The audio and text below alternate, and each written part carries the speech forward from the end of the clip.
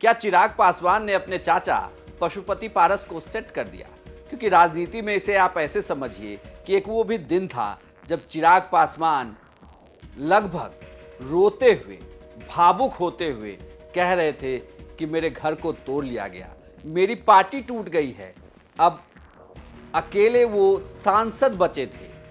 लगातार पशुपति पारस अपना दम दिखा रहे थे। 5 सांसदों के साथ पार्टी टूट गई थी। पार्टी के वजूद पर भी सवाल उठ रहा था। आखिर जो पार्टी एलजेपी थी वो 2 धड़े में बटी, अलग अलग नाम मिले, बंगला छाप भी छिन गया, लेकिन चिराग पासवान ने बड़े ही आराम से सब कुछ मैनेज कर लिया। नमस्कार, प्रणाम, बिहार तक देख रहे हैं आप, मैं हूं आपके साथ इंद्र मोहन। चिराग पासवान शांत रहे और अपनी राजनीतिक जमीन मजबूत करते रहे। बिहार के हर एक जिले में उन्होंने अपनी यात्राएं की। यात्राओं की भीड़ से उन्होंने ये बताया कि बिहार के लिए चिराग क्यों जरूरी है। तभी तो बीजेपी ने जब सीट शेयरिंग की बात चली या सहयोगी की बात चली तो उसमें चिराग का नाम सबसे पहला था। प्रधानमंत्री नरेंद्र मोदी ने भी जब सामने से चिराग को देखा था तो सीधे गले लगा लिया था। तभी से ये संकेत मिल रहे थे कि बिहार में राजनीतिक भविष्य के तौर पर चिराग का कद बड़ा होता जा रहा है। तभी तो जब एनडीए में सीट शेयरिंग की चर्चा होने लगी तो इस चर्चा में यह भी था कि क्या पशुपति पारस का धरा और चिराग का धरा दोनों मिला दिया जाएगा। क्या चिराग पासवान बदला ले पाएंगे कभी अपने चाचा से कि जो कभी उनकी पार्टी को तोड़कर अलग हो गए थे? क्या उनके साथ फिर से मिलेंगे? क्या दिल मिलेगा? लेकिन अब जो सूत्रों के हवाले से खबर निकलकर सामने आई वो चौंकाने वाली है। जेपी नड्डा से मुलाकात हुई चिराग पासवान की। बीजेपी के राष्ट्रीय अध्यक्ष से मुलाकात करके चिराग पासवान बाहर निकले, काफी खुश थे और साफ कह दिया कि सारी बातें हो गई है, जल्द ही ऐलान होगा। लेकिन उसके बाद ही एक खबर निकल कर आती है कि चिराग पासवान की पार्टी को 5 सीटें दी जा रही हैं। 1 सीट उनसे छिन गई है, लेकिन इसके बदले उन्हें क्या मिलता है ये देखा जाएगा।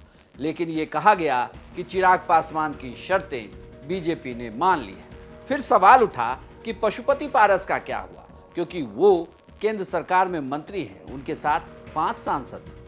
ऐसे में उन्हें क्या मिलने वाला है? क्योंकि दावा तो वो भी कर रहे थे कि हाजीपुर से वही चुनाव लड़ेंगे और 5 सीटें तो तय मानिए।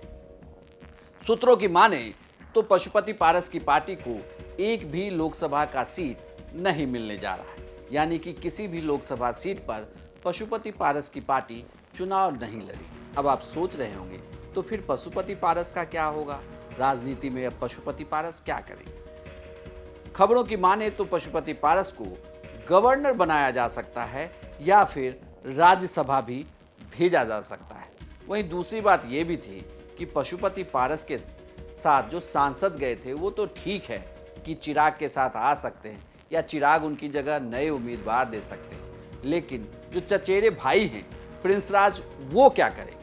प्रिंस राज को लेकर खबरें ये हैं कि प्रिंस राज को बिहार सरकार में मंत्री बनाया जा सकता है। उन्हें मंत्री पद का ऑफर बीजेपी दे सकती है, यानी कि उन्हें भी विधान परिषद के रास्ते लाया जाएगा और उन्हें मंत्री बनाया जा सकता है। लेकिन बड़ी बात ये कि जिस पशुपति पारस और भाई प्रिंस राज की वजह से चिराग पासवान की पार्टी टूटी थी, परिवार अलग हुआ था, दिल टूटा था, चिराग पासवान ने शांति के साथ धीरे धीरे पहले अपनी राजनीतिक ताकत दिखाई और उस ताकत के मुकाबले से उन्होंने पशुपति पारस को सेट कर दिया। कहें तो बिल्कुल ही बिहार की राजनीति से या यूं कहें कि देश की राजनीति से भी साइडलाइन कर दिया चाचा पशुपति पारस को। आपको यह जानकारी कैसी लगी हमें कमेंट बॉक्स में लिखकर जरूर बताइएगा और बिहार की तमाम खबरों के लिए आप देखते रहिए सिर्फ बिहार तक।